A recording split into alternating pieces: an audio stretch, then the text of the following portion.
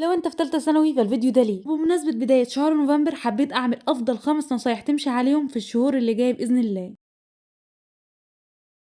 اول حاجه وهي من اهم الحاجات اللي انت المفروض تخلي بالك منها وهي المقارنه بتقلل انتاجيتك، بل هي كفيله انها تشيل طاقه اي انسان. طول ما انت بتقارن نفسك بغيرك عمرك ما تطلع خطوه لقدام، سواء كنت بتقارن نفسك بزميلك او بصاحبك، لانك كده بتدي قناعات لمخك انك ما تقدرش تعمل الحاجه دي او انك مش عندك الطاقه اصلا انك تعمل الحاجه دي، ودي اكتر حاجه بتمنعك انك تشتغل على نقاط قوتك اللي مش عند غيرك او انك تطلع خطوه لقدام. فبلاش تقارن نفسك بحد، لان كلام المقارنه كله كلام تافه وملوش اي لازمه. المهم انك تكون بتشتغل على نفسك وعلى قدراتك وعلى مذاكرتك ومستواك، ودايما بتعلي مستواك باي شكل. فابدا ارسم خطتك وجدولك وامشي عليه، واعرف انت عندك قصور في اي جزء من المنهج وابدا اشتغل عليه من الوقت، وحل اسئله كتير واسمع شرح اكتر وذاكر. دي اهم الحاجات اللي هتفيدك، لكن المقارنه زي ما قلت لك هتشيل حركتك خالص. اهم حاجه هي انك تبعد عن اي كلام سلبي او توتر او ضغط. ما تسمعش الكلام اي حد انه ياثر عليك، مش اي حد يقول اي كلمه تاثر على مستواك وتاثر على تركيزك وتفكيرك طول الوقت، وخاصه كلام السوشيال ميديا. يا ريت نحاول نقلل من استخدام السوشيال ميديا على قد ما نقدر، ونحاول كمان نقلل الناس اللي احنا بنتابعهم ونفلترهم ونعرف احنا متابعين مين بالظبط، ونحاول كمان نقلل الناس اللي احنا بنتابعهم، ونحاول كمان ويا ريت كمان تفلتر المتابعات اللي ملهاش لازمه اليومين الجايين عشان ده ما ياثرش على تفكيرك ويشتتك. تالت واهم حاجه احنا محتاجين نتعامل معاها هي الدروس المتراكمه. اوعى اوعى اوعى اوعى توقف مذاكره بسبب المتراكم عليك، مش عشان زعلان ان انت راكمت حاجات كتير عليك تروح كمان تراكم المذاكره الجديده فيبقى عليك حاجات كتير قوي متراكمه. المهم انك تستمر وتذاكر اللي عليك واللي بتاخده اول باول، والمتراكم هيتلم مع جديد، بس ما تفضلش في نفس الدايره. دلوقتي بعد الفيديو ده ذاكر على طول، لان الندم مش هيفيد حد. الحل انك بعد الفيديو ده على طول تبدا تذاكر في الجديد والقديم، ما تسيبش اي حاجه متراكمه عليك، لان الندم على اللي فات هيضيع اللي جاي، والندم مش بيفيد اي حد على فكره. رابع حاجه واللي احنا كلنا بنهملها ومش بنهتم بيها وهي الاكل الصحي. لازم تهتم باكلك جدا الفتره دي، لان الصحه اهم حاجه خلال سنه ثالثه، وعشان تعرف تذاكر ونفسيتك تكون كويسه لازم تكون بتاكل كويس. بلاش تاكل اكل من المطاعم لانه معظمه مش بيبقى كويس، فكل اكل من البيت احسن. كتر من الاسماك والحاجات دي لان فيها اوميجا 3 كتير، وكمان في حبوب جميله جدا اسمها اوميجا 3 جميله جدا بتساعدك على التركيز وبتقوي الذاكره كمان، فاشتروا اوميجا 3 يا جماعه. وكمان حاول على قد ما تقدر تشرب ميه كتير خلال اليوم عشان التوتر. في ناس كتير جدا بيحصل لها مشاكل صحيه كتير خلال السنه دي بسبب قله شرب الميه، ممكن توصل معاهم لجفاف في الكلى او فشل كلوي لا قدر الله، وكمان امساك مزمن. فدايما ازازه الميه معاك في الدروس وعلى المكتب بتاعك. انا الوقت بديكوا عصاره خبرتي عشان بعد كده ما تقعدوش تلفوا على الدكاتره. خامس حاجه ذاكر من مصدر واحد وحل من مصدرين. ذاكر من كتاب واحد بس لامم كل المعلومات في مكان واحد، ده هيساعدك انك تتذكر المعلومه بدون تشتت، ودايما مش بتكون بكثره المصادر اللي بتذاكر منها، المهم النتيجه بتاعت المذاكره دي بتكون ايه وهل انت بتفهم من الكتاب ده او لا. وحل من مصدرين على الاقل عشان تثبت المعلومه وتحل اسئله بمستويات مختلفه، وده هيغير مستواك جدا وهيساعدك على تثبيت المعلومه. وكذلك المدرس ده اهم مصدر المعلومه، فلازم تكون بتفهم منه وبيحل معاك اسئله كتير، ولو المدرس غير كده الحق غيره بسرعه احنا لسه فيها. واتفرجوا على مدرسين اونلاين وعلى اليوتيوب، وفي سلسله كنت عملتها للمدرسين هتلاقيها على القناه لكل المواد. ولو عاوزين اي ترشيحات او فيديوهات عن حاجه معينه اكتبوا لي في الكومنتات. وبس كده، لو عجبك الفيديو ما تنساش تعمل لايك للفيديو وتشتركوا في القناه عشان تشوفوا بقيه الفيديوهات وتشوفوا الفيديوهات الجديده باذن الله. وزي ما قلت لكم لو عاوزين اي حاجه اكتبوا لي في الكومنتات وانا هرد عليكم بفيديوهات، وفي فيديوهات كتير على القناه تحفزكم وتعجبكم ما تنسوش تشوفوها. والسلام عليكم ورحمه الله وبركاته.